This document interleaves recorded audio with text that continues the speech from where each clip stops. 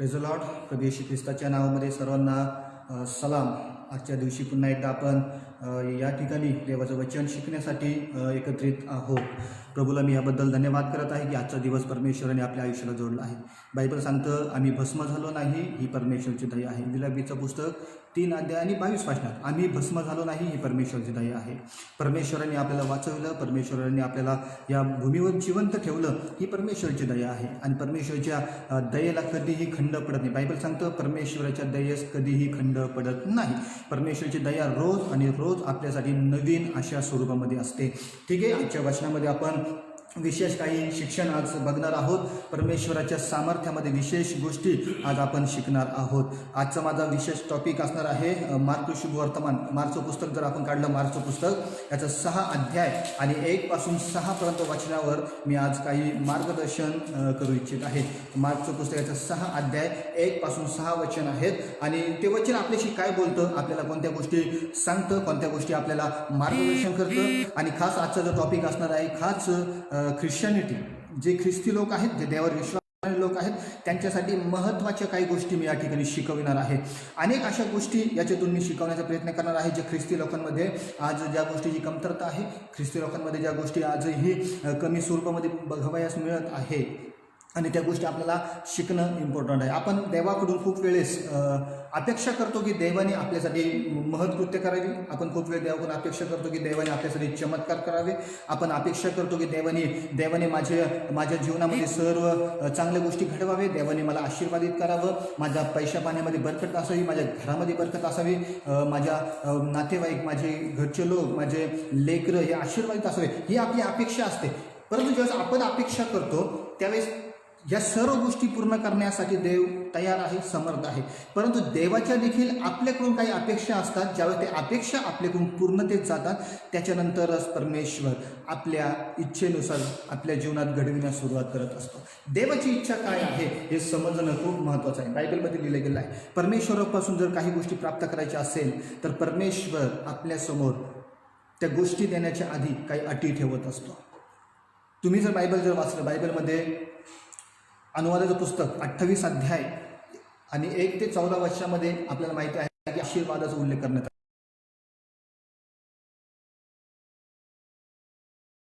या ठिकाणी आशीर्वादाचा उल्लेख करण्यात आला आहे. पण आशीर्वाद देण्याच्या पूर्वी परमेश्वराने त्याच ठिकाणी पहिल्या आणि दुसऱ्या वचनामध्ये काही अटी मांडलेल्या आहेत. आशीर्वाद असेच मिळत नाही, देवाचे चमत्कार असेच घडत नाही, देवाच्या चमत्काराला असेच मार्ग मोकळे होत नाही, देवाच्या कामाला असेच मार्ग मोकळे होत नाही. देवाच्या कामाला तेव्हा मार्ग मोकळे व्हायला लागतात ज्या वेळेस आपण परमेश्वराच्या अटीमध्ये बसतो, जेव्हा आपण परमेश्वराच्या अटी पूर्ण करण्यास सुरुवात करतो. जोपर्यंत परमेश्वराच्या अटी आपल्याकडून पूर्णतेत जात नाही तोपर्यंत परमेश्वर देखील आपल्यासाठी कोणतीही गोष्ट करत नाही. अनुवादाचं पुस्तक 28 1 2 वचन वाचलं तर तुमच्या लक्षात येऊन जाईल की परमेश्वराने त्या ठिकाणी अटी मांडलेल्या आहेत आशीर्वाद देण्याच्या पूर्वी. निर्गमचं पुस्तक 15 ते 26 वचनामध्ये देखील परमेश्वर म्हणतो मी तुला रोगमुक्त करील. परंतु त्याच्या पूर्वी परमेश्वराने 4 प्रकारच्या अटी मांडलेल्या आहेत. परमेश्वर म्हणतो ज्यावेळेस या 4 अटी तू पूर्णतेस नेशील त्यावेळेसच मी तुला रोगमुक्त करील, त्यावेळेसच मी तुला आजारापासून सोडवीन. परमेश्वर प्रत्येक वेळेस कुठली ना कुठली गोष्ट देण्याच्या आधी, काहीतरी आपल्याला पुरवठा करण्याच्या आधी, आपल्या इच्छेप्रमाणे आपल्याला देण्याच्या आधी परमेश्वराच्या काही अटी असतात आणि त्या अटी आपल्याला पूर्ण कराव्या लागतात. त्याच्यानंतर परमेश्वराच्या आशीर्वादाचे दरवाजे ॲटोमॅटिक आपल्यासाठी खुले होऊन जातात आणि परमेश्वराचे ते दरवाजे आपल्यासाठी खुले व्हावे, मोकळे व्हावे असं जर वाटत असेल तर परमेश्वराच्या अटींमध्ये आपल्याला बसणं गरजेचं आहे. परमेश्वराच्या अटी पूर्ण करणं गरजेचं. चला यावेळी आपण मार्कच्या पुस्तकामध्ये जाणार आहोत आणि काही महत्त्वाच्या गोष्टी त्याच्यातून आपण शिकणार आहोत. तर तुमच्यावर बायबल आहे तर तुम्ही बायबल उघडू शकता. जे कोणी आता लाईव्ह आलेले आहेत मी सर्वांचं स्वागत करत आहे आजच्या शिक्षणामध्ये आणि आजच्या काही महत्त्वाच्या गोष्टी तुम्ही शिकू शकता. बायबल तुम्ही उघडू शकता. नोटबुक असेल तर नोटबुकमध्ये तुम्ही नोट करून घेऊ शकता. अगदी महत्त्वाचे पार्ट आपण या ठिकाणी बघणार आहोत. मार्कचं पुस्तक 6 अध्याय 1 पासून 6 पर्यंत वचन आहेत. यावेळी मी तुम्हाला सर्वांसाठी यावेळी वाचतो, तुम्ही फक्त या वेळेस लक्ष केंद्रित करा. मार्कचं पुस्तक 6 अध्याय 1 ते 6 वचन. नंतर तो तेथून निघून आपल्या गावी आला व त्याचे शिष्य त्याचे मागे आले. मग शब्बात दिवशी तो सभास्थानात शिकवू लागला आणि पुष्कळ लोक त्याचे भाषण ऐकून थक्क झाले व म्हणाले ह्याला प्राप्त झाले. काय हे ज्ञान ह्याला देण्यात आले आहे आणि ह्याच्या हातून केवढीही महत्कृत्य होतात. जो सुतार, जो मरियेचा मुलगा आणि याकोब, योसे, यहुदा व शिमोन यांचा जो भाऊ तोच हा आहे ना, आणि ह्याच्या बहिणी येथे आपल्याबरोबर आहेत ना, असे ते त्याच्याविषयी अडखळले. तेव्हा येशू त्यांना म्हणाला, संदेष्टाचा सन्मान होत नाही असे नाही, मात्र त्याच्या प्रतिष्ठात अथवा त्याच्या घरच्या मंडळीत त्याचा सन्मान होत नसतो. थोड्याशाच रोगांवर हात ठेवून त्याने त्यास बरे केले. याशिवाय दुसरे कोणतेही महत्कृत्य त्याला तेथे करता आले नाही. त्यांच्या अविश्वासामुळे त्याला आश्चर्य वाटले. मग तो शिक्षण देत देत गावोगाव फिरला. ओके, या ठिकाणी अगदी महत्त्वाचा पाठ आपण बघत आहोत. अगदी महत्त्वाचे काही वचन. आपण त्याचे 5वं वचन जर बघितलं तर 5व्या वचनाकडे आपलं लक्ष आपण केंद्रित करूया. असं लिहिलं गेलेलं आहे, थोड्याशाच रोग्यांवर हात ठेवून त्याने त्यास बरे केले. याशिवाय दुसरे कोणतेही महत्कृत्य त्याला तेथे करता आले नाही. येशूला महत्कृत्य करता आली नाही असं बायबल या ठिकाणी आपल्याला सांगतं. महत्कृत्य करता आली नाही. येशूला चमत्कार करता आले नाही. चमत्कार करता आले नाही याचा अर्थ असा होत नाही की येशू चमत्कार करू शकत नाही. चमत्कार करता आले नाही याचा अर्थ असा होत नाही की येशू या ठिकाणी फेल ठरलेला आहे. त्या ठिकाणी चमत्कार त्याने केले नाही, त्या ठिकाणी चमत्कार करता आले नाही. त्याचं कारण आहे की त्या लोकांमध्ये असलेला अविश्वास. प्रियांनो, परमेश्वर कधी कोणत्या गोष्टीमध्ये अपयशी नसतो. आपल्या जीवनात जर परमेश्वराचं काम घडत नसेल, आपल्या जीवनात जर परमेश्वर अपयशी ठरत असेल, तर त्याला परमेश्वर कारणीभूत नसून आपण स्वतः कारणीभूत असतो. बरेचसे लोक असे असतात, बरेचसे लोक असे आहेत जे प्रार्थना करतात परंतु त्यांच्या प्रार्थनेचं उत्तर मिळत नाही. आणि ज्यावेळेस त्यांच्या प्रार्थनेचं उत्तर मिळत नाही त्यावेळेस ते परमेश्वराला नाव ठेवतात, परमेश्वराच्या विरोधामध्ये बोलण्यास सुरुवात करतात. प्रियांनो, मी तुम्हाला सांगू इच्छित आहे, परमेश्वर कोणत्याही बाबतीत अपयशी नाही. परंतु जर परमेश्वराचं काम आपल्या जीवनात घडत नाहीये तर परमेश्वर त्याच्यामध्ये दोषी नाही. परमेश्वराचं काम त्याच्यामध्ये दोषी नाही. त्याच्यामध्ये दोषी जर असेल तर आपण आहोत. आपल्याला कोणताही अधिकार नाही परमेश्वराला नावं ठेवण्याचा. आपल्याला कोणताही अधिकार नाही परमेश्वराच्या नावाने खडे फोडण्याचा. परमेश्वर त्याच्या बाजूने पूर्णपणे तयार आहे. परमेश्वर त्याच्या बाजूने पूर्णपणे यशस्वी आहे. परमेश्वर त्याच्या बाजूने पूर्णपणे तुम्हाला मदत करण्यासाठी तयार आहे. परंतु आपण आपल्या बाजूने किती तयार आहोत हे आपल्याला स्वतःमध्ये बघणं गरजेचं आहे. परंतु मी त्या लोकांसाठी शिकवू इच्छित आहे, ज्या लोकांच्या जीवनात ते प्रार्थना करत आहे व प्रार्थनेचं उत्तर मिळत नाही, तर देवाच्या नावाने खडे फोडू नका. देवाच्या नावाला काळीमा फासू नका. देवाच्या विरोधामध्ये बोलू नका. कारण की देव तयार आहे तुम्हाला आशीर्वाद करण्यासाठी, परंतु तुम्हीच ते आशीर्वाद घेण्यासाठी कदाचित तयार जर नसेल तर तुम्हाला तयार होण्याची आवश्यकता आहे. या ठिकाणामध्ये येशूने त्या ठिकाणी महत्कृत्य केले नाही, महत्कृत्य झाली नाही असा उल्लेख केला गेला आहे. म्हणजे येशूची इच्छा होती तिथं महत्कृत्य करण्याची. येशूची इच्छा होती त्या ठिकाणी चमत्कार करण्याची. असं लिहिलं त्याने, थोडक्याच रोग्यांवर हात ठेवले, थोडक्याच रोग्यांवर, पण महत्कृत्य नाही केले. याचा अर्थ असा आहे, थोडक्याच रोगांवर हात ठेवले, थोडके रोगी बरे झाले, परंतु मोठी मोठी कामं तिकडे झाली नाही. मोठी मोठी चमत्कार त्या ठिकाणी झालेले आपल्याला पाहावयास मिळत नाही.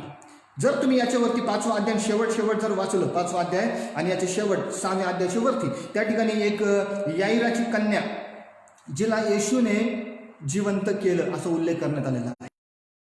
जर येशू याईराच्या कन्याला जर जिवंत करू शकतो, मार्कचं पुस्तक 5 अध्याय 35 वचनापासून पुढे, तो हे बोलत आहे. इतक्याच समस्तराच्या अधिकाराच्या घरातून काही माणसे येऊन त्याला म्हणाली, आपली मरण पावली, आता गुरुजींना त्रास कशाला देता? परंतु येशू त्यांच्या बोलण्याकडे लक्ष न देता सभासराच्या अधिकाऱ्याला म्हणाला, भिवू नको, विश्वास मात्र धर. त्याने पेत्र, याकोबाचा भाऊ योहान याच्याशिवाय कोणालाही आपल्याबरोबर येऊ दिले नाही. मग ते सभास्थानाच्या अधिकाऱ्याच्या घराजवळ आल्यावर ओक्साबोक्सी रडणारी, वाहन करणारी याचा गोंधळ चाललेला त्याने पाहिला. आणि 41 वचन आपण वाचूया, त्यात मी लिहिलं आहे, नंतर मुलीच्या हातात धरून तो म्हणाला, तली ठाकूम. याचा अर्थ मुली, मी तुला सांगतो, उठ.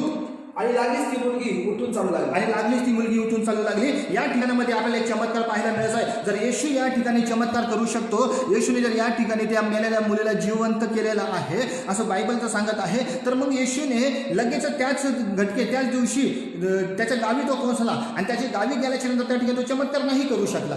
का नाही करू शकला माहिती का? कारण बायबलमध्ये असं त्याचं काही कारण लिखाण केले गेलेले आहे आणि त्याच कारणाचा अभ्यास आज आपण करणार आहोत. त्या ठिकाणी महत्कृत्य घडू शकले नाही त्याचा अभ्यास आपण करणार आहोत. पुन्हा पुस्तका अध्यायाकडे पहिल्या वाचनापासून पुढे आपण वाचणार आहोत. नंतर तो तेथून निघून आपल्या गावी आला. व्यवस्थित ऐका. एका मुलीला जिवंत करून तो त्याच्या गावी परत आला. एका मेलेल्या मुलीला जिवंत करून त्याच्या गावी आला असं बायबल सांगतं. त्याचे शिष्यही त्याच्याबरोबर होते. त्या ठिकाणी याईराच्या मुलीला त्याने जिवंत केलं. त्या ठिकाणी एका रक्तस्रावी स्त्रीलाही त्याने आरोग्य दिलं असं बायबल देखील आपल्याला त्याच अध्यायामध्ये 5व्या अध्यायामध्ये सांगतं. हे मोठे चिन्ह आणि चमत्कार त्या ठिकाणी येशूच्या द्वारे घडले. त्याच दिवशी तो त्याच्या गावी वापस आला, त्याच्या गावी. प्रियानो लक्षात ठेवा, असेही लोक आपल्या मध्ये असतील, ख्रिस्ती जीवनामध्ये असतील, ख्रिश्चनिटीमध्ये असतील, जे स्वतःला येशूच्या गावचे लोक म्हणत असतील. येशूच्या गावचे लोक याचा अर्थ जन्मापासून ख्रिस्ती असलेले लोक. असे अनेक लोक आपल्यामध्ये असतील. मी खास त्या लोकांसाठी बोलू इच्छित आहे, जे म्हणत असतील की माझा जन्म ख्रिस्ती कुटुंबामध्ये झालेला आहे म्हणून मला सेपरेट वैयक्तिक येशूला ग्रहण करण्याची आवश्यकता नाही असं जर ते लोक समजत आहे, तुम्ही येशूच्या गावचे लोक समजत असाल तर तुम्ही चूक करत आहात. तुम्ही होऊ शकता, येशूच्या गावचे लोक होऊ शकता, परंतु त्याच्यासाठी काही गोष्टींची आवश्यकता आहे. बायबल या ठिकाणी सांगतं, तो त्याच्या गावी आला, त्याचे शिष्यही आले. मग शब्बात दिवशी तो सभास्थानात शिकवू लागला आणि पुष्कळ लोक त्याचे भाषण ऐकून थक्क झाले. बायबल सांगतं तो सभास्थानामध्ये शब्बाताच्या दिवशी शिकवण्यास सुरुवात केली आणि पुष्कळ लोक त्याचं शिक्षण ऐकून थक्क झाले, चकित झाले. पुष्कळ लोक थकीत झाले, चकित झाले, त्या ठिकाणी थक्क झाले.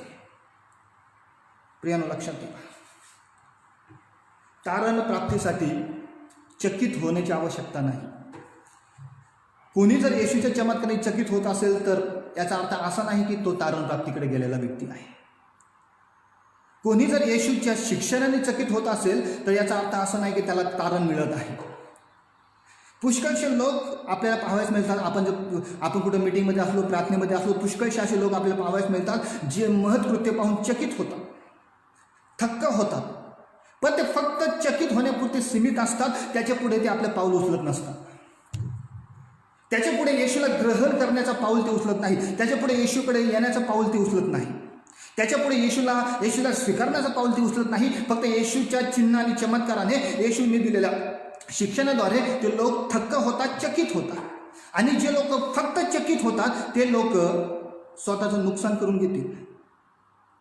चकित होणं एक तुमचं पाऊल उचलणं आहे, पण तुम्हाला दुसरं पाऊल पुन्हा उचलावं लागणार आहे, ते म्हणजे तारण प्राप्ती घडविणे. तुम्ही एक पाऊल उचललेलं आहे चकित होण्याकडे, पुन्हा तुम्ही ते पाऊल पाठीमागे घेऊन येत आहात तर तुम्ही तारण प्राप्तीपासून खूप दूर आहात. या ठिकाणी लिहिलं गेलेलं आहे स्पष्टपणे की लोक चकित झाले, थक्क झाले, येशूच्या शिक्षणाने थक्क झाले. येशू जे महत्कृत्य करत आहे, बायबल सांगतं जे महत्कृत्य करत आहे ते महत्कृत्य पाहून लोक चकित झाले, थक्क झाले. परंतु त्यांनी येशूला स्वीकारलं नाही, वैयक्तिक तारणारा म्हणून स्वीकारलं नाही. आपल्याला माहिती आहे प्रेषितांची कृत्य याचा 11-26 वर्षामध्ये येशूच्या शिष्यांना पहिल्यांदा अंत्योखियामध्ये ख्रिस्ती हे नाव प्राप्त झालं.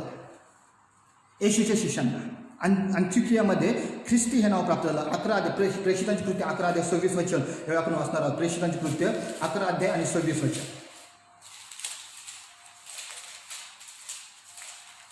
त्याचा शोध लागल्यावर त्याने त्याला अंत्योखियात आणले. अंत्योखियात आणले.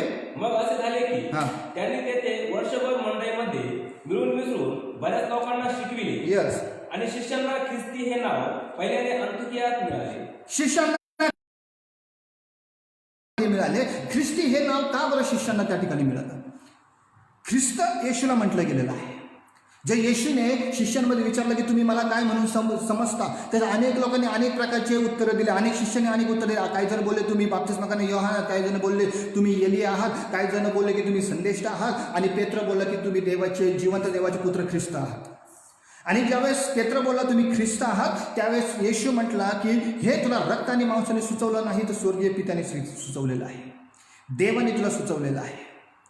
आणि ख्रिस्ती हे नाव अंत्योखियामध्ये शिष्यांना देखील मिळालं. का बरं शिष्यांना मिळालं? येशूला ख्रिस्त म्हणण्यात आलं आणि शिष्यांना ख्रिस्ती म्हणण्यात आलं. याचं कारण काय आहे? कारण की येशूचे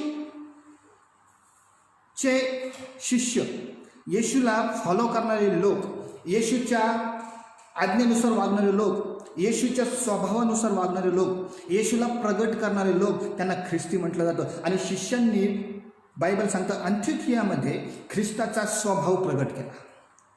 शिष्याने अंत्योखियामध्ये ख्रिस्ताचा स्वभाव, ख्रिस्ताचे गुण, येशूचे गुण त्या ठिकाणी प्रगट केले. चिन्ह आणि चमत्कार केले. कारण की चिन्ह आणि चमत्कार करणं हा येशूचा गुण आहे. चिन्ह आणि चमत्कार करणं येशूचा स्वभाव आहे. आणि हाच स्वभाव त्यांनी अंत्योखियामध्ये शिष्यांनी दाखविला. म्हणून अंत्योखियातील लोकांनी त्या शिष्यांना देखील ख्रिस्ती असं म्हटलं, स्वभाव दाखवला.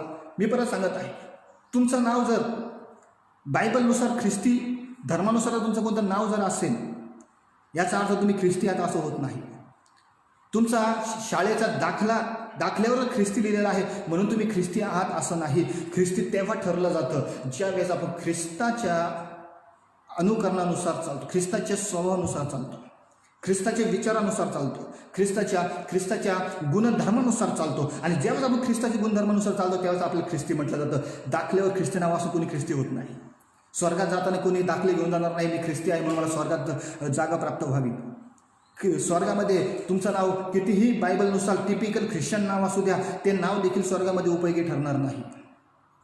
स्वर्गामध्ये एकच गोष्ट तुम्हाला वाचवू शकते आणि ती गोष्ट म्हणजे ख्रिस्ताच्या स्वभावानुसार, बायबलच्या वचनानुसार चालणे. एकच गोष्ट आहे जी तुम्हाला स्वर्गापर्यंत पोहोचवू शकते.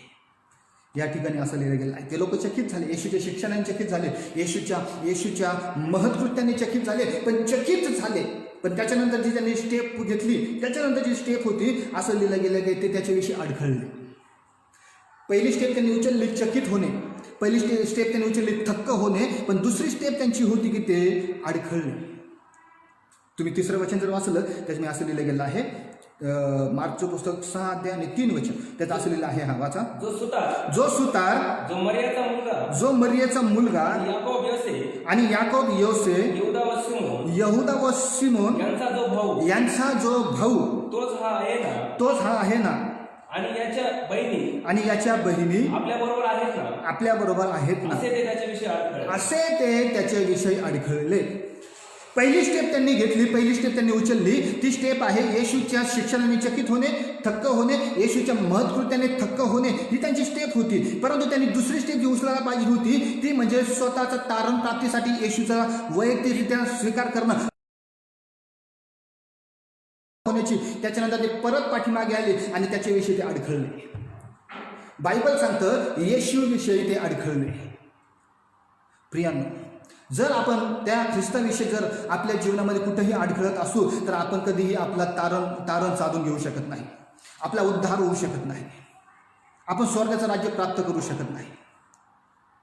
तुम्ही जगात बरेचसे लोक असे आहेत की चकित होतात. एखादा चमत्कार घडला, एखादा कॅन्सर बरा झाला, प्रार्थने लोक चकित होतात, थक्क होऊन जातात. पण त्याच्यानंतर स्टेप त्यांची असते की पुढं चालून ते त्याच्याविषयी अडखळतात. पुढे चालून लोकांनी नाव ठेवण्यास सुरुवात केली की त्याच्याविषयी ते अडखळतात. नातेवाईकांनी नाव ठेवण्यास सुरुवात केली की त्याच्याविषयी अडखळतात, अडखळण निर्माण करून घेतात. आणि त्याच्यामुळे ते लोक स्वतःच्या तारणापासून दूर असतात, अलिप्त असतात.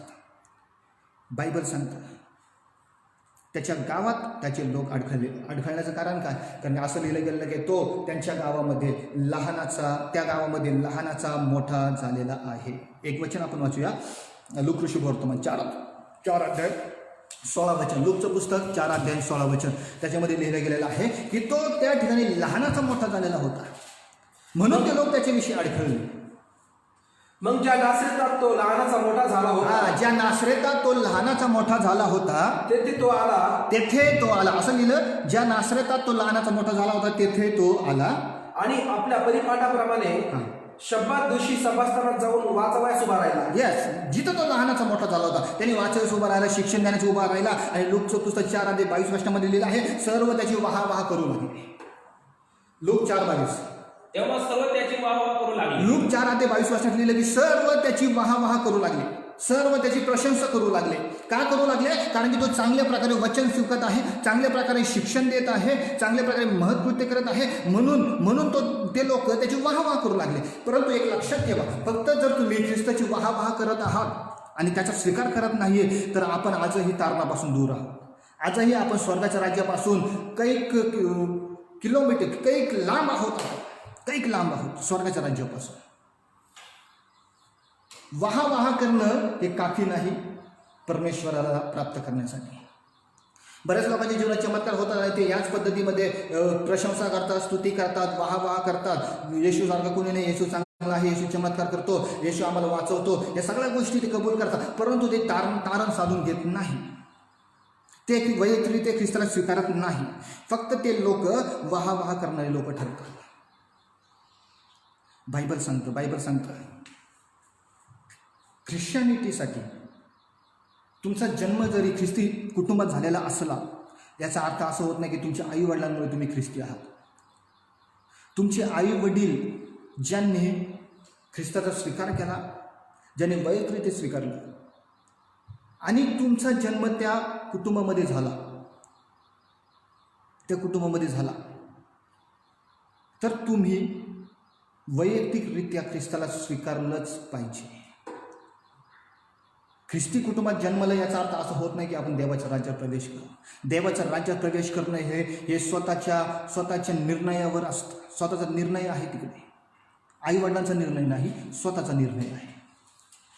आपण सर्व समजदार आहोत, आपण सगळ्या गोष्टी समजणारे लोक आहोत. स्वतःच्या निर्णयाने आपण देवाचं राज्य प्राप्त करू शकतो. आई वडिलांनी ख्रिस्ताला स्वीकारलं म्हणून नाही, ख्रिस्ताला ग्रहण केलं म्हणून नाही. बरेचसे ख्रिस्ती कुटुंब मी आज बघत आहे, माझ्या सेवेमध्ये बरेचसे अनुभव आहेत. बरेचसे ख्रिस्ती कुटुंब आहेत ज्यांच्या आई वडिलांनी ख्रिस्ताचा स्वीकार केला. आई वडील धार्मिक जीवन जगत आहे, आई वडील नीतिमत्तेमध्ये जगत आहे, पण त्याच परिवारामध्ये जे लेकरं जन्माला आलेले आहेत ते लेकरं मोठे झाल्याच्या नंतर आपल्याला पाहावयास मिळतं. ते लेकरं मोठे झाल्याच्या नंतर सर्व प्रकारचे वाईट वळणाला जातात, सर्व प्रकारचे व्यसनं करतात, दारू पिणं, सिगरेट पिणं, गुटखा खाणं, तंबाखू खाणं, या सगळ्या गोष्टी ते करत असतात. त्यांच्या आईवडिलांनी जसं स्वीकारलं त्याच्यामुळे त्यांचे आईवडील खुश असतात, अरे आम्हाला ख्रिस्त मिळालेला आहे, म्हणून ते सर्व वाईटापासून स्वतःला दूर ठेवतात, धार्मिक जीवन जगतात. बरेचसे ख्रिश्चन कुटुंबात हे घडतं. इवन पास्टर्स लोक, सेवक लोकांच्या घरातही या गोष्टी घडतात. ही सगळ्यात मोठी शोकांतिका आहे. पास्टर्स लोकांचे लेकरं देखील एकच गैरसमजमध्ये असतात, माझे बाप माझे वडील पास्टर आहे त्याच्यामुळं मला काही टेन्शन नाही, मी देवाच्या राज्यात जाईल. आणि त्याचं जीवन सुधारलेलं नसतं, वैयक्तिकरित्या तो वाईट रीतीने वागत असतो. व्यसन करणं देखील मी अनेक ठिकाणी हे पाहिलं. मला क्षमा करा, मला हे बोलायला नाही पाहिजे, परंतु अनेक जणांना या गोष्टी समजाव्या, अनेक जणांना ह्या गोष्टीची माहिती व्हावी म्हणून मी या गोष्टी समोर ठेवत आहे. अनेक ख्रिस्ती लोकांचे परिवारातील लेकरं वाईट मार्गाला आहे, कारण त्यांच्यामध्ये एक समज झालेला की आम्ही येशूच्या गावचे आहोत. त्यांच्यामध्ये एक समज आहे की येशू आमच्यातलाच आहे. त्यांच्यामध्ये एक समज आहे की आम्ही येशूमध्ये लहानाचे मोठे झालेले आहोत. आमच्या आईवडिलांनी येशू स्वीकार केला, आमचं घर ख्रिस्ती आहे, आमच्या घरामध्ये सगळे ख्रिस्ती धर्माचे पुस्तकं आहेत आणि त्याच्यामुळे तरी आम्ही स्वर्गात जाऊ. प्रियांनो, लक्षात ठेवा, त्याच्यामुळे कोणी स्वर्गात जात नाही. तो व्यक्ती स्वर्गात जाईल जो ख्रिस्ताच्या इच्छेने, देवाच्या इच्छेने वागेल. बायबल असं सांगतं, बायबलने असं लिहिलं आहे. मत्तेय ऋषीवर्तमान 7 अध्याय, सगळ्यांना माहीत असलेलं वचन आहे, पुन्हा त्याच्यावर आपण लक्ष देणार आहोत. मत्तेय ऋषीवर्तमान 7 अध्याय 21 आणि 22 वचन जर तुम्ही वाचलं तर खूप सुंदर ते वचन आपल्याला एक मार्गदर्शन करतं. उक्ती आणि कृती. हां, मला प्रभूजी असे म्हणणाऱ्या प्रत्येकाचा प्रवेश स्वर्गाच्या राज्यात होईल असे नाही. मला प्रभूजी म्हणणाऱ्या प्रत्येकाचा प्रवेश स्वर्गाच्या राज्यात होईल असे नाही. तर जो माझ्या स्वर्गीय पित्याच्या इच्छेप्रमाणे वागतो त्याचाच प्रवेश स्वर्गाच्या राज्यात होईल. तुम्ही किती त्याची वाहवाह करा. बायबल असं सांगतं वाहवाह. लोक याचे 4:22 लिहिलेलं आहे. लोक त्याची वाहवाह करू लागले, त्याची प्रशंसा करू लागले. आजही तेच घडतं. बरेचसे लोक असे प्रभूजी म्हणतात. प्रभूजी गीत गाणं आहे, गाणे म्हणणं आहे, परंतु अजून आपल्या जीवनात बदल घडला का नाही हे आपल्यासाठी खूप महत्त्वाचं आहे. मी काही चर्चेसमध्ये देवाचं वचन घेऊन गेलो आणि अनेक चर्चेसमध्ये मला अशा काही गोष्टी पाहावयास मिळाल्या. वर्शिप करणारे लेकरं, जोपर्यंत वर्षीचा समय आहे तोपर्यंत ते चर्चमध्ये वर्शिप करतात, वाजवतात, गाणे म्हणतात, उत्तमातलं उत्तम म्युझिशियन आहेत, सर्व गोष्टी करतात. परंतु वर्शिप संपल्याच्या नंतर ज्यावेळेस देवाच्या वचनाचा समय येतो तेव्हा तेच वर्शिप करणारे लेकरं बाहेर निघून जातात, बाहेर बसतात, बाहेर टवाळी करत असतात.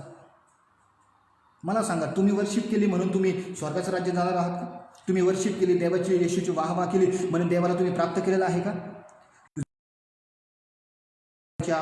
वचनात नाही तोपर्यंत काहीच नाही.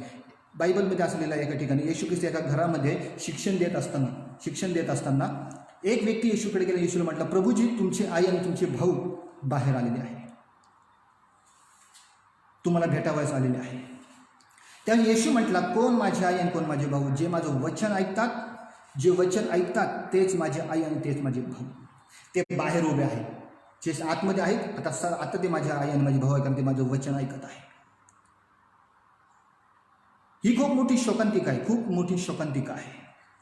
हे अनेक विश्वासणारे वर्शिप करतात, लेकरं वर्शिप करतात, वर्शिप झाल्याच्या नंतर ते बाहेर जाऊन बसतात. वर्शिप एक परफॉर्मन्स आहे या पद्धतीने ते पुढे येतात. ऑर्केस्ट्रा आहे या पद्धतीने ते पुढे येतात. लोक कसे खुश होतील त्यासाठी चांगल्या प्रकारे गिटार वाजवलं जातं, चांगल्या प्रकारे ड्रम वाजवलं जातं. लोक खुश कसे होतील? प्रियानो, लोक खुश तुमच्या वर्शिपने होत असतील, परंतु तुमच्यासाठी त्याचा किती फायदा होत असेल याचा विचार तुम्ही करणं गरजेचं आहे. तुमची वर्शिप तुम्हाला स्वर्गाचं राज्य घेऊन जाईल असा काही भाग नाही जोपर्यंत तुम्ही वैयक्तिकरित्या ख्रिस्ताच्या अनुकरणात नाही, ख्रिस्ताच्या आचरणात नाही, ख्रिस्ताला ग्रहण केलेलं नाही, त्याच्या पित्याच्या इच्छेप्रमाणे वागत नाही, स्वर्गीय पित्याच्या इच्छेप्रमाणे वागत नाही, तोपर्यंत स्वर्गाचं राज्य कोणालाही प्राप्त होणार नाही. बायबल स्पष्ट सांगते. येशू म्हटला, मला प्रभूजी म्हणणारा कोणी देवाचं राज्य जाणार नाही. त्यांना जाणं अशक्य ठरेल. तोच जाईल जो माझ्या स्वर्गीय पित्याच्या इच्छेने वागेल. बरेचसे वर्शिपर्स असे आहेत की जे आत्मेने खरेपणाने वर्शिप करतात. लक्षात ठेवा, मी 2 वर्शिपर विषयी शिकवत आहे. काही वर्शिपर असे असतात जे आराधना करतात, एक परफॉर्म करतात, ऑर्केस्ट्रा एक परफॉर्म करतात, आराधना संपल्याच्या नंतर ते बाहेर जाऊन बसून राहतात, वचन ऐकत नाही. आणि दुसऱ्या प्रकारचे वर्शिपर असे जे आत्मेने आणि खरेपणाने वर्शिप करतात आणि देवाला तेवढाच सन्मान देतात.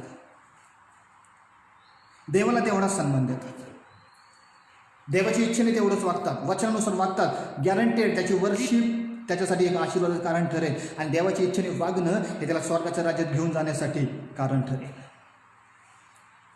अगदी महत्त्वाचा टॉपिक मी आज तुम्हासमोर मांडत आहे. अगदी महत्त्वाचा टॉपिक आहे. बायबल सुंदररित्या आपल्याला काही गोष्टीचं मार्गदर्शन करते. या ठिकाणी आपण वाचलेलं आहे की येशूने जे महत्कृत्य केली, येशूने जे ज्ञान त्या ठिकाणी दिलं त्यामुळे लोक चकित झाले, थक्क झाले, वाहवाह करू लागले. बायबल सांगतो वाहवाह करू लागले. पण त्याची ते वाहवाह करणं त्यांना स्वर्गात घेऊन जाईल असा भाग होत नाही. कारण प्रभूजी म्हणणार प्रत्येकजण स्वर्गाच्या राज्यात राहील असं काही नाही. जो स्वर्गीय पित्याची इच्छेने वागतो तोच स्वर्गाच्या राज्यामध्ये प्रवेश करेल. पित्याची इच्छेने वागतो तोच. असं लिहिलं गेलं पुढे, असं लिहिलं की येशूने त्या ठिकाणी मोठे चिन्ह आणि चमत्कार केले नाही, झाले नाही, महत्कृत्य झाले नाही. का महत्कृत्य झाले नाही? असं लिहिलं 6 वचन आपण वाचू. या 6 वचनामध्ये असं लिहिलं आहे, त्यांच्या अविश्वासामुळे त्याला आश्चर्य वाटले. तुमच्याकडे जर बायबल असेल तर तुम्ही बायबल खोलू शकता, उघडू शकता. जे लाईव्ह आहेत, मार्कचं पुस्तक 6 अध्याय 6 वचन, अगदी महत्त्वाचं वचन. त्यांच्या अविश्वासामुळे त्याला आश्चर्य वाटले. त्यांच्या अविश्वासामुळे. का त्या ठिकाणी महत्कृत्य घडले नाही? महत्कृत्य न घडण्याचं कारण एकच आहे त्या ठिकाणी, ते म्हणजे त्यांचा अविश्वास. आज मी तुम्हाला विश्वासासंदर्भातील 3 गोष्टी शिकवणार आहे. थोडक्यात महत्त्वाचं 3 गोष्टी. एक आहे अविश्वास. व्यवस्थित लक्षात ठेवा. पहिली गोष्ट आहे अविश्वास, 2 आहे अल्पविश्वास आणि 3 आहे परिपूर्ण विश्वास. आणि प्रत्येक ख्रिस्ती व्यक्ती आज या तिन्ही विश्वासात दिसतो. प्रत्येक चर्चमध्ये या 3 कॅटेगरीचे लोक आपल्याला पाहावयास मिळतात. चर्चमध्ये असतात पण या तिन्ही कॅटेगरी त्यांच्यामध्ये असतात. चर्चमध्ये काही लोक अविश्वासी असतात, चर्चला असतात पण अविश्वासी असतात. काही लोक चर्चमध्ये असतात पण अल्पविश्वासी असतात आणि काही लोक चर्चमध्ये असतात पण परिपूर्ण विश्वासामध्ये असतात. आणि देव त्यांच्यासाठी कोणत्या अद्भुत गोष्टी घडवतो जे परिपूर्ण विश्वासामध्ये आहे ते पण मी शिकेल. ज्यांच्यामध्ये अविश्वास आहे त्यांच्यासाठी काय तोटे आहे ह्याही गोष्टी मी तुम्हाला आज देणार आहे. अविश्वास, बायबल असं सांगतं त्यांच्या अविश्वासामुळे त्या ठिकाणी चिन्ह आणि चमत्कार घडले नाही. चिन्ह आणि चमत्कार घडले नाही. अविश्वास देवाला कधीही आनंदित करू शकत नाही. येशूची इच्छा आहे मोठी चिन्ह घडावे, चमत्कार घडावे, त्याच्या गावामधील लंगडे चालावे, त्याच्या गावातील ज्यांना जे आंधळे आहेत त्यांना दृष्टी प्राप्त व्हावी, त्यांच्या गावातील जे लोक मुख्य आहेत, बहिर आहेत त्यांना आरोग्य मिळावं, ही येशूची इच्छा होती. आणि येशू हे करण्यासाठी सामर्थ्य आहे, समर्थ आहे. त्याच्यामध्ये ही ताकद आहे, त्याच्यामध्ये सामर्थ्य आहे आणि त्या सामर्थ्य तो त्याची इच्छा, त्याच्या मनातील इच्छा ही आहे. पण बायबल असं सांगत आहे की त्याच्या गावातील लोकांच्या अविश्वासामुळे तिथं काही घडलं नाही. परत आपण त्या गोष्टीवर लक्ष देऊया. येशू त्याच्या गावात याईराच्या कन्याला त्याने जिवंत केलेलं आहे. गावात येण्याच्या पूर्वी त्याने बरं केलेलं आहे. गावात येण्याच्या पूर्वी गरसेकरातील प्रदेशातील भूतग्रस्ताला त्याने निरोगी केलेला आहे. त्याच्यातील तो आत्मा बाहेर काढून टाकला, ते जे भूत आहे ते बाहेर काढून टाकलं. 3 चमत्कार घडले. 1 भूतग्रस्त बरा झाला, 2 रक्तस्रावी स्त्री बरी झाली, 3 याईरेची कन्या जिवंत झाली. हे महत्कृत्य येशूने गावात येण्याच्या आधी केले. जर गावात येण्याच्या आधी जर तो हे महत्कृत्य करू शकतो तो त्याच्या गावात आल्याच्या नंतरही तो करू शकतो. परंतु नाही करू शकला त्याचं कारण आहे त्याच्या गावातील लोकांमध्ये असलेला अविश्वास. आणि अविश्वास देवाच्या कामाला अडथळा आहे. अविश्वास देवाच्या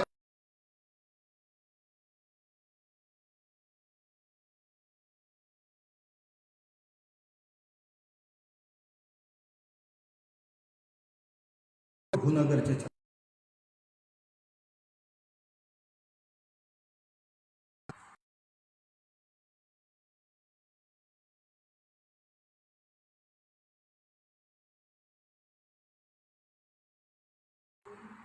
प्रभूची इच्छा दृढ असावा.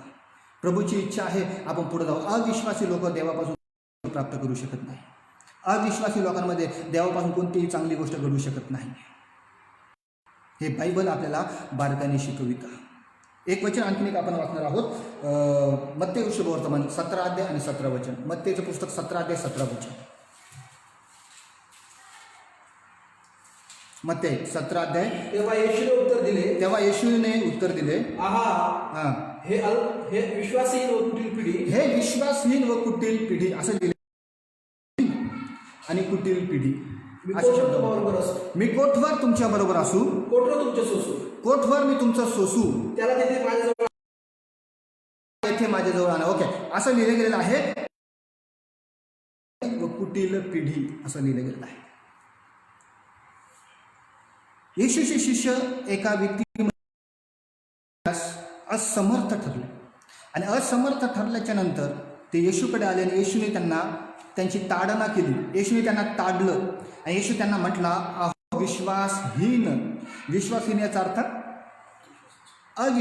विश्वास नसणारे लोक, त्यांना विश्वासहीन असं म्हटलेलं आहे. अहो विश्वासहीन. विश्वासहीनता, ज्याच्यामध्ये विश्वास नाही तो देवापासून कोणतीही गोष्ट प्राप्त नाही करू शकत. एक वचन वाचू, याकोबाचे पत्र. याकोबाचे पत्र तुमच्याकडे बायबल आहे, तुम्ही उघडू शकता. याकोबाचे पत्र याचा पहिला अध्याय. याकोबाचे पत्र पहिला अध्याय.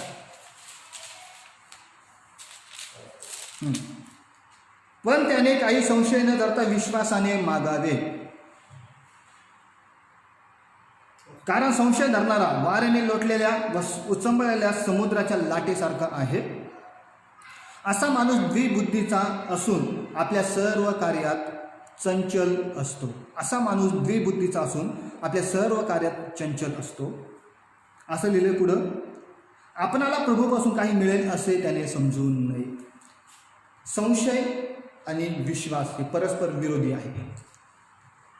ज्याच्यामध्ये संशय आहे तो देवापासून काही प्राप्त करू शकत नाही. संशय याला दुसरा समानार्थी शब्द आहे संशय बाळगणं. संशय बाळगणं. आणि जो अविश्वासी आहे देवाकडून त्याला तारणा प्राप्त होते. या ठिकाणी येशू म्हटला, तुम्ही विश्वासहीन आणि कुटील आहात. तुमच्यामध्ये मी कठोर तुमच्याबरोबर असेल. विश्वास एक अशी क्रिया आहे आपल्या जीवनात जी मोठ्या मोठ्या गोष्टीला आपल्या जीवनात घडवण्यासाठी सक्षम ठरू शकते. अविश्वास देवाच्या कामाला अडथळा निर्माण करू शकते. संशय देवाच्या कामाला अडथळा निर्माण करू शकते. तुम्हाला जर देवाचं कामं बघायची आहे तर पूर्ण विश्वास तुम्हाला असणं गरजेचं आहे. अविश्वास आपल्यामध्ये असता कामा नये. अविश्वासाच्या द्वारे आपण देवाचे काम रोखतो. देवाच्या कामाला आपला अडथळा निर्माण करतो. आपल्या जीवनात अडथळा निर्माण करतो. बायबल आपल्याला त्या ठिकाणी खूप सुंदर एक आहे, त्याने देवाकडं येऊनही फायदा नाही, कारण देवापासून त्याला काही प्राप्त होणार नाही. बरेच लोक म्हणतात की देवाने पहिल्याला माझ्या जीवनात चमत्कार घडवला तरच मी देवावर विश्वास करेन. प्रियांनो, मी पहिला सांगू इच्छित आहे, तुमच्या जीवनात चमत्कार घडावा म्हणून तुम्हाला विश्वासाच्या देव प्रथम चमत्कार करतो मग तुमचा विश्वास निर्माण करतो असं नाही. पहिला तुम्हाला विश्वासाची आवश्यकता आहे ज्याच्याद्वारे चमत्कार घडला जाईल. कारण मार्कच्या पुस्तकात लिहिलं तिथे काही महत्कृत्य घडले नाही. तुमच्या जीवनात जर एखादी महत्कृत्य तुम्ही अनेक दिवसापासून कुठल्या तरी गोष्टीसाठी त्रासलेले असाल, कुठली गोष्ट तुम्हाला प्राप्त करायची आहे पण अनेक दिवसापासून मिळत नाही, तर एकदा फक्त स्वतःमध्ये जाऊन बघा, स्वतःच्या अंतःकरणामध्ये बघा की तुम्हाला का ती गोष्ट मिळत नाही, काय गोष्ट तुमच्या जीवनात ती प्राप्त होत नाही. हे एकदा स्वतःमध्ये तुम्ही एकदा स्वतःचं परीक्षण करून बघा का ती गोष्ट मिळत नाही. देवाला नाव ठेवण्याच्या आधी स्वतःचं परीक्षण करून बघा की का ती गोष्ट मिळत नाही. खूप वेळेस देवाच्या आज्ञेचं पालन करायला नको, देवाच्या इच्छेने वागायला नको, विश्वासाचा करायला पाहिजे, सगळ्या गोष्टी देवाने दिल्या पाहिजे, ही अपेक्षा आपण बाळगतो आणि आपली ही अपेक्षा व्यर्थ ठरते. बायबल सांगत आहे. पहिला टॉपिक मी सांगत आहे, अविश्वास देवापासून काही प्राप्त करून देणार नाही. दुसरं आहे त्याच्यामध्ये, दुसरा आहे अल्पविश्वास. कॅटेगरीचे लोक आपल्या चर्चेसमध्ये पाहावयास मिळतात. अल्पविश्वासी चर्चमध्ये असतात परंतु अल्पविश्वासी असतात. अल्पविश्वास याचा अर्थ 50-50चा फॉर्म्युला आहे. 50-50, 50% विश्वास 50% अविश्वास, त्याचाच मिळून बनतो अल्पविश्वास. तीच गोष्ट मिळून बनते अल्पविश्वास. आणि प्रत्येक चर्चमध्ये हे लोक पाहायला मिळतात. अल्पविश्वास, कमी विश्वास, अल्पविश्वास याचा अर्थ थोडासा विश्वास, 100% नाही, 100% विश्वास नाही, थोडासा विश्वास. आणि थोडासा विश्वास जो आहे तो परमेश्वरापासून आपल्यासाठी काही प्राप्त. उलट ज्याचा अल्पविश्वास आहे त्याला अनेक प्रकारच्या धोक्यांना तोंड द्यावं लागतं. पहिली गोष्ट, अनेक प्रकारच्या धोक्यांना तोंड द्यावं लागतं. कारण की जो अल्पविश्वासी असतो तो सुरुवातीची त्याची स्टेप जी असते ती विश्वासाने असते. परत लक्ष द्या, सुरुवातीची त्याची स्टेप जी असते देवामध्ये ती विश्वासाने असते. परंतु ज्या वेळेस तो पुढं जाण्याच्या प्रयत्नात असतो त्यावेळेस ॲटोमॅटिकली तो विश्वास कमजोर पडतो आणि तो त्याचा अल्पविश्वास ठरतो आणि त्याच्यामध्ये त्याला धोका निर्माण होतो. मी उदाहरण जर तुम्हाला द्यायचं जर ठरलं तर उदाहरणादाखल पेत्र, व्यवस्थित ऐका. पेत्र जो होता, पेत्र चालत येत आहे हे पेत्राने पाहिलं आणि पेत्र येशूला म्हटला, प्रभूजी तुम्ही जर आहात तर मलाही पाण्यावर चालण्यासाठी तुम्ही सांगा. बोलला, तू येऊ. पेत्र ज्यावेळेस पाण्यावर उतरला, नावेतून ज्यावेळेस त्याने पहिला पाऊल पाण्यावर ठेवला, पहिला पाऊल पाण्यावर तरंगला. दुसरा पाऊल त्याने पाण्यावर ठेवला, तो पूर्णपणे पाण्यावर उभा राहिला. त्याच्यामध्ये विश्वास होता म्हणून तो पाण्यावर उभा राहू शकला. त्याच्यामध्ये विश्वास होता म्हणून तो पाण्यावर उभा राहू शकला. जसा तो येशूकडे जाण्यासाठी निघाला, तो पुढे गेला. विश्वासाने चालू शकला. विश्वास आहे म्हणून तो चालू शकला. विश्वास आहे म्हणून तो त्याचे पाऊल उचलत आहे. विश्वास आहे म्हणून तो अंतर काटत आहे. येशूपर्यंत जाण्यासाठी तो सक्षम बनत आहे. विश्वास आहे म्हणून. परंतु ज्या वेळेस त्याने ते समुद्रातील सुटलेल्या वाऱ्याकडं, वादळाकडं पाहिलं, लाटांकडं पाहिलं, त्यावेळी त्याचे विश्वास हे होऊन गेला. आणि त्याचा तो अल्पविश्वास ज्यावेळेस कडे बघितल्याच्या द्वारे त्याच्यामध्ये जो अल्पविश्वास निर्माण झाला, त्या अल्पविश्वासामुळे तो बुडायला लागला. म्हणजे मी या ठिकाणी तुम्हाला सांगू इच्छित काय माहिती का, ज्या व्यक्तीचा अल्पविश्वास असतो त्याच्या जीवावर बेतलं जातं. त्याच्या जीवात धोका आहे. लक्षात ठेवा, त्याच्या जीवात धोका आहे. जो अल्पविश्वासी आहे त्याच्या जीवावर बेतलं जातं. या ठिकाणी पेत्राच्या जीवावर बेतलं कारण तो अल्पविश्वासी होता. या ठिकाणी पेत्राच्या जीवन धोक्यामध्ये आलं, तो बुडायला लागला कारण की त्याच्यामध्ये अल्पविश्वास होता. त्याच्यामध्ये अविश्वास असता. लक्षात आलं की अविश्वास असता तर तो तारवातून बाहेर आलाच नसता. तो पाण्यावर काही अंतर चालू शकला नसता. अविश्वास असता तर.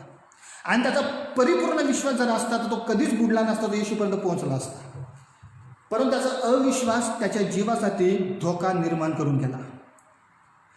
पुढची वेगळी क्रिया आहे, वेगळी बात आहे. येशूने त्याला वाचवलं, परंतु त्याचा अल्पविश्वास त्याच्या जीवावर बेतण्यासारखा होता.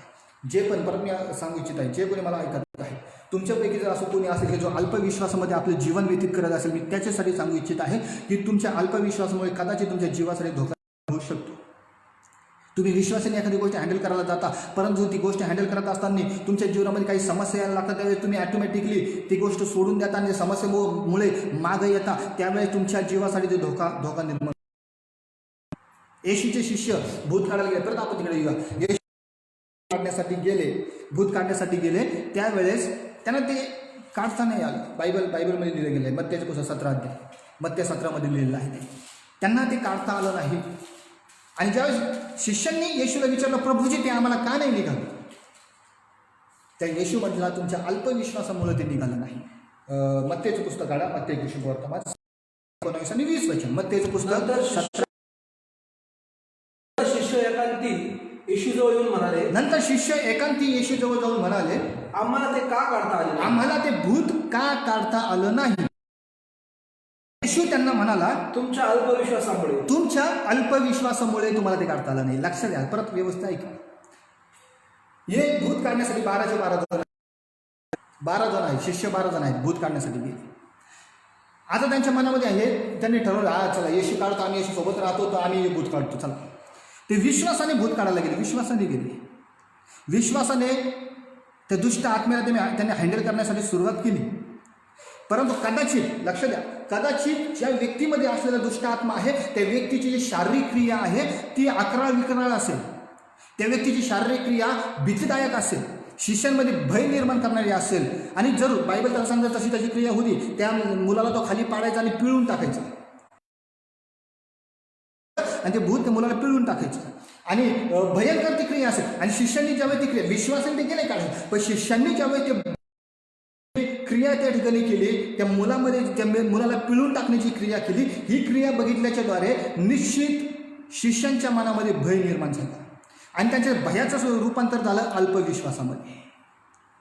विश्वासाने गेले पण ते तिथली क्रिया बघून ते अल्पविश्वास ठरले आणि असं केलं गेले त्यांच्या अल्पविश्वासामुळे ते निघलं नाही. आता लक्षात द्या, ते भूत निघलं नाही. कदाचित ते शिष्यांवर अटॅक करू शकत होतं. खूप वेळेस हे घडतं, भीती निर्माण झाली तर अटॅक होऊ शकतो, अटॅक करू शकत होतं. त्यांच्या जीवावर ते बितलं जाऊ शकत होतं. ज्या मुलाला ते भूत लागलं, त्या मुलाचा बाप येशूकडे आला आणि येशूला म्हटला की तुमच्या शिष्यांना ते काढता आलं नाही. शिष्यांना काढता आलं नाही म्हणजे याचा अर्थ किती मोठी बदनामी आहे, तुमच्या शिष्यांना काढता नाही आलं. व्यक्तीला जर अशी केस हँडल झाली नाही तर लोक म्हणतात की अरे त्या व्यक्तीला ते काढता नाही आलं. खूप मोठी बदनामीचं काम आहे. अल्पविश्वासामुळे आपल्याला बदनामीला सामोरं जावं लागेल. अल्पविश्वासामुळे आपल्याला बदनामीला सामोरं जावं लागेल. अल्पविश्वासामुळे आपल्या जीवाला धोकाही निर्माण होऊ शकतो. अल्पविश्वासामुळे आपल्याला देवापासून ताडणाही प्राप्त होते. एक वचन वाचू, मत्ते 16 अध्याय काढू. मत्ते 16 7, 8, 9, 10 7 ते 10 वचन आपण यावेळी वाचू. मत्ते 16 तेव्हा हा. ते आपसात चर्चा करून म्हणाले, हा. आम्ही भाकरी घेतल्या नाही. हा. परंतु येशू हे ओळखून म्हणाला, अहो अल्पविश्वासी. अहो अल्पविश्वासी. या ठिकाणी असं लिहिलं आहे, ते आपसात चर्चा करून म्हणू लागले. मत्ती पुस्तक 16 अध्यायामध्ये लिहिलं आहे 7 वर्षापासून. तेव्हा ते आपसात चर्चा करून म्हणाले, आम्ही भाकरी घेतल्या नाहीत. परंतु येशू हे ओळखून म्हणाला, अहो अल्पविश्वासी. अल्पविश्वासी. आपल्याजवळ भाकरी नाहीत असा विचार तुम्ही मनात का आणता? तुम्हाला अजून समजत नाही काय? 5,000 5 भाकऱ्यावर तुम्ही किती टोपल्या भरून घेतल्या? तुम्हाला हे कळत नाही का? आज मी 5,000, त्याच्यापूर्वी 5,000चा जेव्हा 14व्या अध्यायामध्ये, हे 16 अध्याय आपण बघत आहोत, तर मग ते 14 अध्यायामध्ये 5,000 लोकांना भोजन देण्याचा उल्लेख आहे. 5,000 14 अध्याय याचा 13 वचनापासून 5,000 लोकांना भोजन, 32 वर्षापासून 4,000 भोजन. आणि त्या ठिकाणीही त्यांनी टोपल्या भरून घेतल्या. 4,000 भोजन दिल्याच्या नंतर त्या ठिकाणी त्यांनी टोपल्या भरून घेतल्या. आणि येशू त्या ठिकाणी हेच म्हणत आहे, तुम्हाला अजून समजत नाही काय? 5,000 5 भाकरी दिल्यावर तुम्हाला नाही का? 5,000 5 भाकरी दिल्यावर तुम्ही किती टोपल्या भरून घेतल्या? तसे 4,000 7 भाकरी दिल्यावर किती पाट्या भरून घेतल्या? याची तुम्हाला आठवण नाही काय? तुम्ही अल्पविश्वासी कसा बनता? याच्यापूर्वी मी हे केलेले चमत्कार आहे. 5,000 लोकांना मी 5 भाकरीतून भोजन दिलं, 4,000 लोकांना 7. हे तुम्ही आठवत नाही का? हे तुम्ही विसरून गेले का? 14 आणि 15 अध्यायामध्ये असं जो चमत्कार आहे, 16व्या अध्यायामध्ये डायरेक्ट असं लिहिलं गेलं की ते अल्पविश्वासी झाले. मग येशू म्हणतो की तुम्ही एवढे अल्पविश्वासी कसे? तुम्ही तर भाकरीचा चमत्कार पाहिला तरी तुम्ही म्हणता की आम्ही भाकरी घेतल्या नाही. तुम्ही जरी भाकरी नाही घेतल्या, तुम्ही याच्या आधी भाकरीचा चमत्कार पाहिलेला आहे, तर त्यामुळे तुम्हाला अल्पविश्वासात राहण्याची आवश्यकता नाही. मी आजही भाकरी बनवण्याचे सामर्थ्य माझ्यात आहे. ख्रिस्तामध्ये धोंड्याची भाकरी बनवण्याचे सामर्थ्य आहे. धोंड्याच्याही भाकरी बनवण्याचं सामर्थ्य आहे. पण अल्पविश्वासामुळे त्यांना ताड न मिळाली तिकडे. अल्पविश्वासामुळे येशूने त्यांना ताडलं तिकडे. जे अल्पविश्वासी आहे, मी पुन्हा त्यांना सांगू इच्छित आहे, ह्या स्टेपपासून पुढे चला. 50-50चा फॉर्म्युला ठेवू नका लाईफमध्ये. पुढे चला 100% विश्वासाकडे. आणि जो व्यक्तीचा विश्वास 100% आहे, 100% आहे, त्या व्यक्तीसाठी 100% फायदे पण आहे. बायबल सांगतं. आपण शेवटचे स्टेप बघणार आहोत. विश्वास, परिपूर्ण विश्वास आणि परिपूर्ण विश्वासाचं फायदे. जरूर तुम्ही ह्या गोष्टीने आशीर्वादित होता. परिपूर्ण विश्वास आणि परिपूर्ण विश्वासाचे फायदे.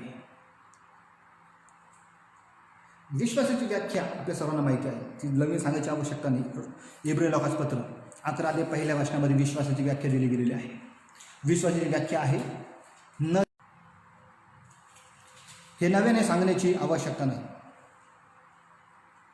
सॉरी, काही कारणास्तव नेट कट झालं होतं, त्याच्यामुळे आपल्यामध्ये थोडासा अंतर पडलं असेल, परंतु बिलकुल पण तुमचं कनेक्शन तुटू देऊ नका. विचाराचं त्याच्यामध्ये असा लिंक तुटू देऊ नका. ओके, तर या ठिकाणी आपण बघत आहोत परिपूर्ण विश्वास आणि परिपूर्ण विश्वासाचे फायदे. न दिसणाऱ्या गोष्टीबद्दलची खात्री ही विश्वासाची व्याख्या आहे. जी गोष्ट दिसत नाही त्या गोष्टीबद्दल खात्री बाळगणे.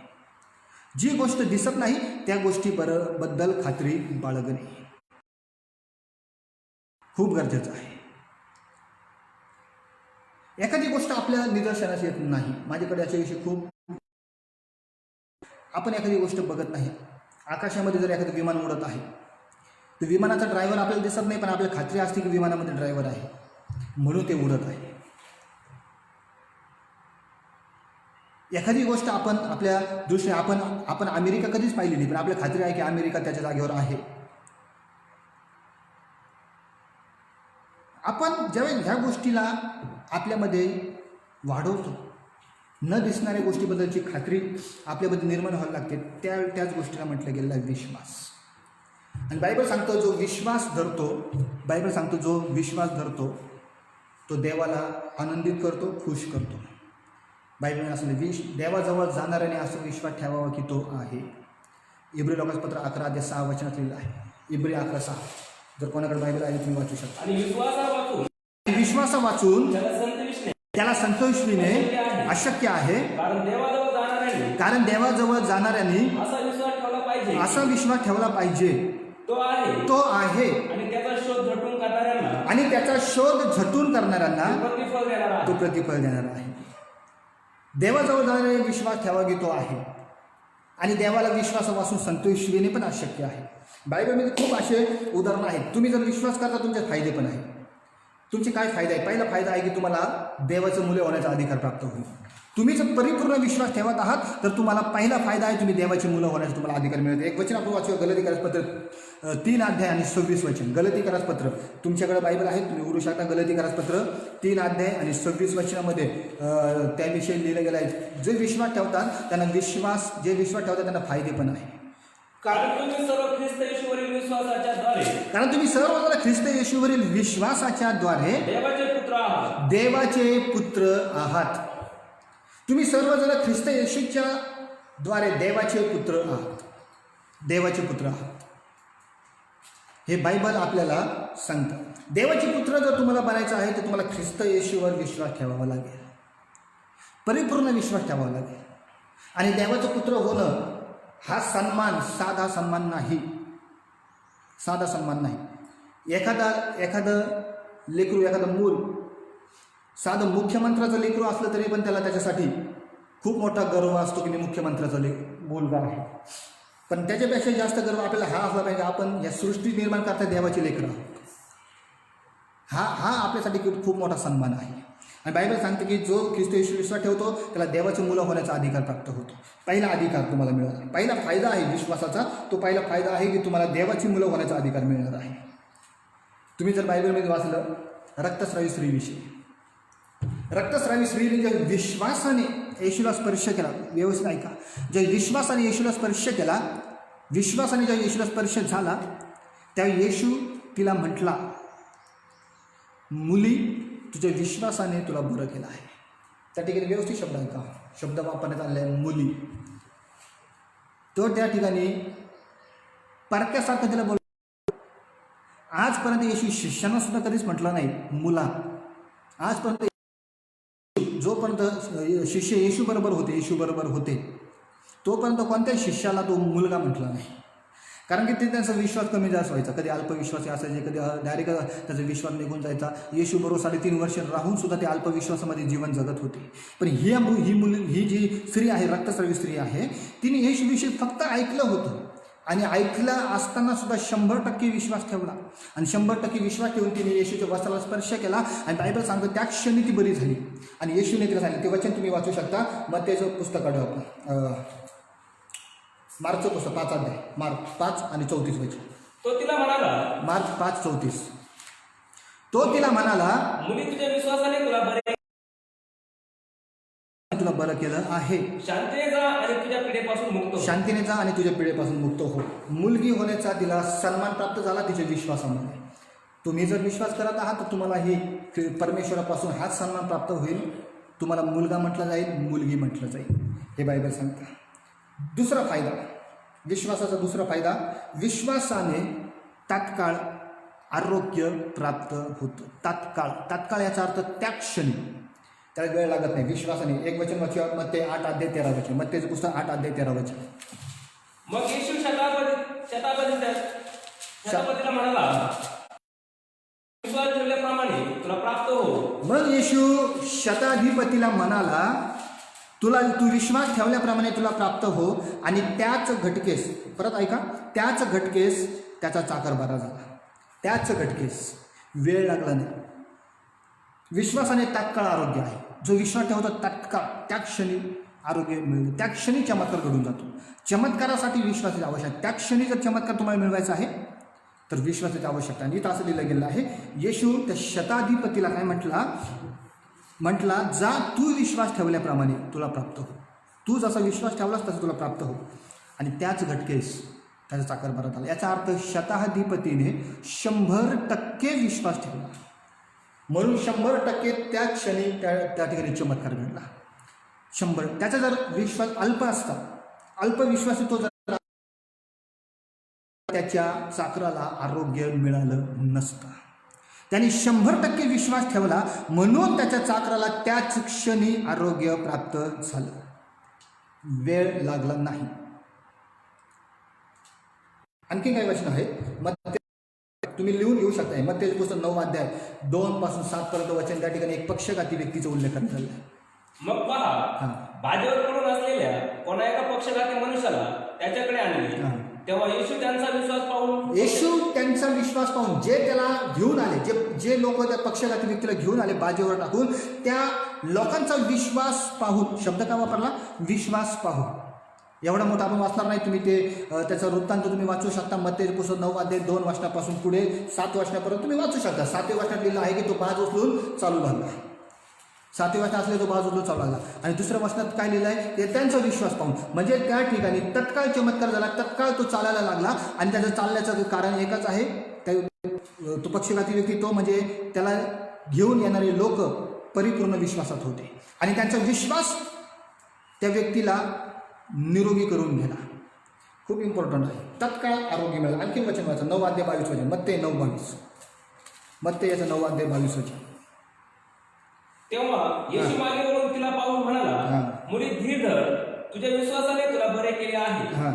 आणि ती स्त्री त्याच घटकेपासून बरी झाली. त्याच घटकेस ती बरी झाली. त्याच घटकेस असं वापरलं आहे. ती स्त्री त्याच घटकेस बरी झाली. आणि असं लिहिलंय की तुझ्या मुली धीर धर, तुझ्या विश्वासाने तुला बरे केले आहे. तुझ्या विश्वासाने तुला बरे केलं आहे आणि त्याच घटकेस ती बरी झाली.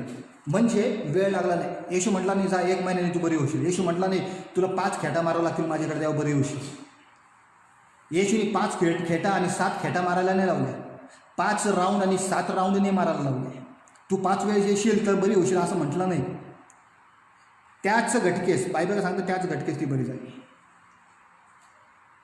त्याच घटकेस. आणखीन वचन वाचा त्याच्यामुळे मत्ते 9 अध्याय 28 आणि 29 वचन. तो घरात गेल्यावर ते आंधळे त्याच्याजवळ आले.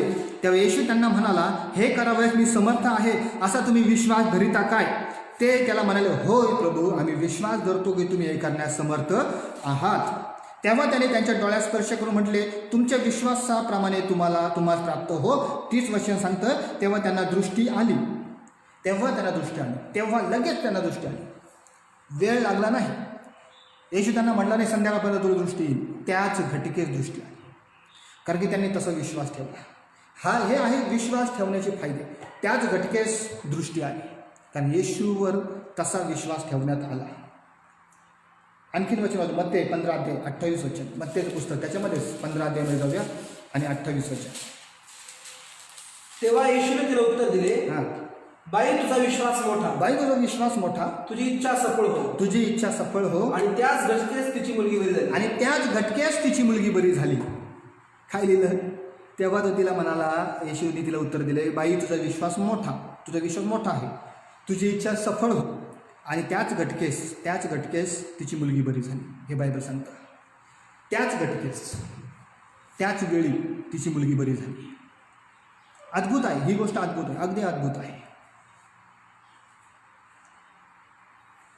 बायबल भरपूर गोष्टी आपल्याला विश्वासासंदर्भात शिकवतात. हे विश्वासाचे फायदे, परिपूर्ण विश्वासाचे फायदे आहे. आणि जोपर्यंत आपण परिपूर्ण विश्वास देवावर ठेवत नाही तोपर्यंत आपण काही करू शकत नाही. परिपूर्ण विश्वास आपल्यामध्ये आरोग्य निर्माण करतं, आरोग्य घेऊन येतं. हे लक्षात ठेवा. त्याच घटकेस परत मी तुम्हाला सांगत आहे, परिपूर्ण विश्वास. ज्या व्यक्तीचा परिपूर्ण विश्वास आहे त्या व्यक्तीला तेल आणि पाण्याच्या बॉटल घरी ठेवण्याची आवश्यकता नाही. 1 महिना प्रार्थना केलेलं पाणी पिण्याची आवश्यकता नाही. ज्याचा विश्वास अल्प असतो तो व्यक्ती पाण्यासाठी प्रार्थना करून घेतो बॉटलवर आणि घरी जाऊन रोज ते पाणी पित बसतो. कारण तो व्यक्ती अल्पविश्वासी आहे. त्याला महिनाभर पाणी पिण्याची आवश्यकता नाही आरोग्य मिळण्यासाठी.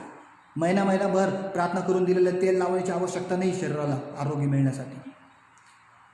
बऱ्याचशा ठिकाणी या गोष्टी पाहावयास मिळतात. आणि लोकांच्या पास्टर लोकांनी, पाळक लोकांनी त्यांना लावलेली सवय असते ती, पाणी वापरा तेल वापरा. सेवक लोकांनी लावलेली सवय आहे, पाणी वापरा आणि तेल वापरा. पाणी वापरला, रोज 3 टाईम पाणी प्या, रोज 3 टाईम तेल लावा, रोज 3 टाईम त्या पाण्यामध्ये तेल टाका आणि प्या. काही आवश्यकता नाही. बायबल काय सांगतं, त्याच क्षणी म्हणजे त्याच वेळी आरोग्य मिळतं जो परिपूर्ण विश्वासात असतो त्याच्यासाठी. आरोग्य मिळतं. मी येत्या दिवसामध्ये लवकरच तुमच्या समोर लाईव्ह येणार आहे आणि लाईव्ह मी घेऊन येणार आहे परमेश्वराचे गौरव चोरणाऱ्या गोष्टी कोणत्या आहेत. परमेश्वरा त्याच्यामध्ये मी या सगळ्या गोष्टीचा उल्लेख करणार आहे, शिकवणार आहे. तेल, पाणी, मनुष्याची आराधना, पाळकाची बढाई करणं, पास्टरला उच्च स्थान देणं, हे परमेश्वराचे गौरव चोरणाऱ्या गोष्टी आहेत. लवकरच या गोष्टी घेऊन मी तुमच्यासमोर लाईव्ह येणार आहे आणि तुम्ही त्या ऐकणार आहात बायबलच्या वचनानुसार. ओके, तो विषय नंतरचा असेल. त्याच क्षणी आरोग्य प्राप्त झालं, त्याच्यासाठी कुठल्याही गोष्टीची आवश्यकता पडली नाही. तिसरी गोष्ट मी तुम्हाला सांगू इच्छित आहे, विश्वासाचा फायदा. देवावर विश्वास ठेवण्याच्या द्वारे होते तुमचं कार्य सफल होतं. सफल कार्य सफल होऊन जातं. एक वचन वाचा, मत्ते 17-20 वचन. मत्तेचं पुस्तक 17-20 वचन. तो त्यांना म्हणाला, येशू त्यांना म्हणाला, तुमच्या अल्पविश्वासामुळे, कारण मी तुम्हाला खचित सांगतो की जर तुम्हामध्ये मोहरीच्या दाण्या एवढा विश्वास असला, तुम्हामध्ये जर मोहरीच्या दाणे एवढा जरी विश्वास असला, तर या डोंगराला इथून तिकडे सरळ, असे तुम्ही म्हटल्यास तो सरकेल. तुम्हाला काहीच असाध्य होणार नाही. तुम्ही एखाद्या डोंगराला जरी तुम्ही इथून तिकडे सरका म्हटलं तरी तो डोंगर सरकेल. तुम्हाला कोणतीही गोष्ट असाध्य होणार नाही, तो डोंगर सरकेल. ही कार्यसिद्धी आहे. मोहरीच्या दाणे एवढा विश्वास तुम्ही ठेवला. मोहरीच्या दाणे एवढा विश्वास, याचा अर्थ 1% विश्वास नाही म्हणत त्याला. मोहरीच्या दाणे एवढा विश्वास, त्याला देखील 100% विश्वास म्हटलं जातं. मोहरीचा दाणा छोटा आहे म्हणून असं समजू नका की हा विश्वास छोटा ठरला. मोहरीच्या दाणे एवढा विश्वास देखील 100% विश्वासाला दर्शवतो. परंतु मोहरीच्या दाणे एवढा विश्वास या ठिकाणी का म्हटलं गेलेला आहे? ज्यावेळेस मोहरीचा दाणा पेरला जातो त्याचा पण उल्लेख बायबलमध्ये आहे. कोणी एकाने मोहरीचा दाणा घेतला आणि तो आपल्या शेतात पेरला, जमिनीत पेरला आणि तो वाढून मोठा झाला आणि त्याच्यामध्ये पक्षी घरटी करून राहू लागले. तो वाढून मोठा झाला. मोहरीचा दाणा छोटा आहे आणि पुढं असं लिहिलं की तो फळं झाडांमध्ये, पालेभाज्यांमध्ये सगळ्यात मोठा ठरला होतो. पालेभाज्यांमध्ये छोटा दाणा आहे, छोटा. पण तो छोटा जो दाणा आहे, मोहरीचा दाणा, तो जमिनीत पेरल्याच्या नंतर तो वाढतो आणि एक परिपूर्ण झाड होतं आणि त्याच्यामध्ये पक्षी येऊन वस्ती करतात. आणि तसा तुमचा विश्वास असावा, मोहरीच्या दाण्यासारखा जो वाढणार आणि परिपूर्ण झाड बनणार विश्वास असावा. बायबल सांगतं की तुम्ही या डोंगराला जरी इथून सरक म्हटले तरी हा डोंगर देखील सरकून जाईल. डोंगर देखील तिथून सरकेल.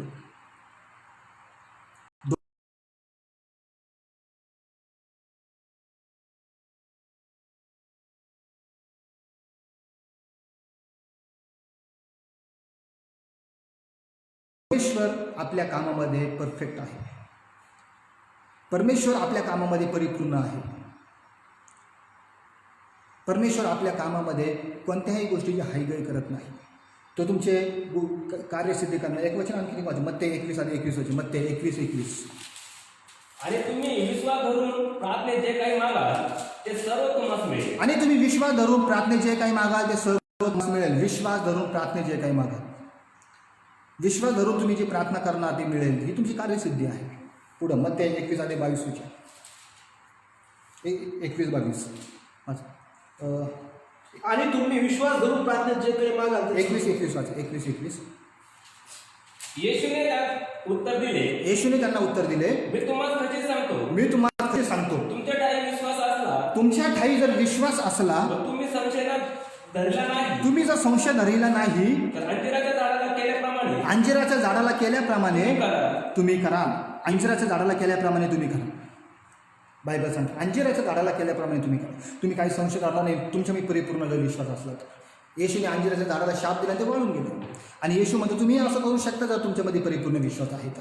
प्रियांनो, माझं आजचं शिक्षण हेच होतं की हे खास ख्रिस्ती लोकांसाठी अशा कोणत्याही चुका आपल्यामध्ये असू नये की ज्याच्यामुळे देवाच्या कामाला अडथळा निर्माण होईल. देवाचं काम परिपूर्ण करा, विश्वासात परिपूर्ण असा. अल्पविश्वासी राहू नका. अल्पविश्वासी राहाल तर आपल्या जीवासाठी धोके निर्माण होतील.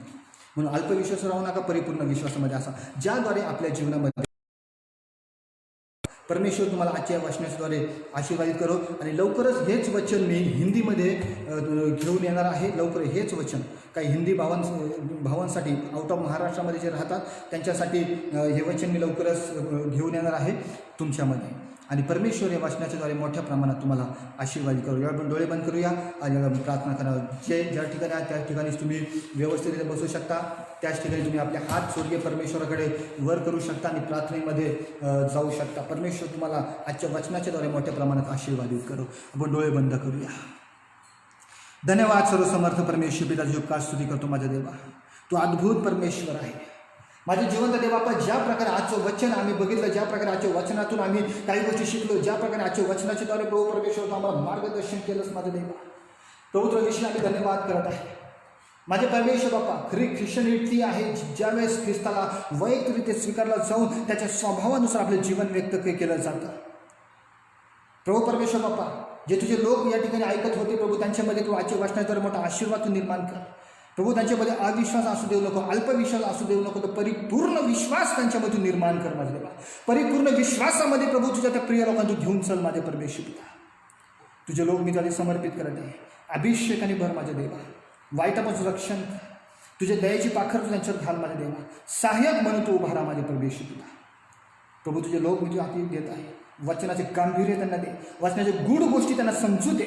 वचनाच्या गूढ गोष्टींनी त्यांना तू भर माझे परमेश्वर पिता. दया कर माझ्या देवा. आजचं वचन तू मोठा आशीर्वाद केलंस मी आभार मानत आहे. येशूच्या नावाने प्रार्थना करतो. आमेन. प्रेज द लॉर्ड सर्वांना. प्रभू येशू ख्रिस्तामध्ये सर्वांना यावेळी मी पुन्हा एकदा सलाम करत आहे. देव तुम्हाला आशीर्वादित करो. जर आजच्या वचनाच्याद्वारे जर कोणाला तुमचं अर्पण या दशमाव द्यायचं असेल तर माझा गुगल पे नंबर तुमच्याकडे आहे 75 88 16 81 66. हा माझा गुगल पे नंबर आहे. याच्यावर तुम्ही ऑनलाईन तुमचं अर्पण द्यायचं होऊ शकता. त्याच्यासाठी विशेष ज्यावेळेस अर्पण येईल त्याच्यानंतर विशेष त्याच्यासाठी प्रार्थना करण्यात येईल. प्रभू तुम्हाला आशीर्वाद करो. हा हप्ता तुमच्यासाठी आशीर्वादित असो. आणि लवकर हिंदीमध्ये मी हे वचन घेऊन तुम्हासमोर येणार आहे. त्यावेळेसही तुम्ही कनेक्ट होऊ शकता, जॉईन होऊ शकता. प्रभू तुम्हाला आशीर्वादित करो. Praise the Lord.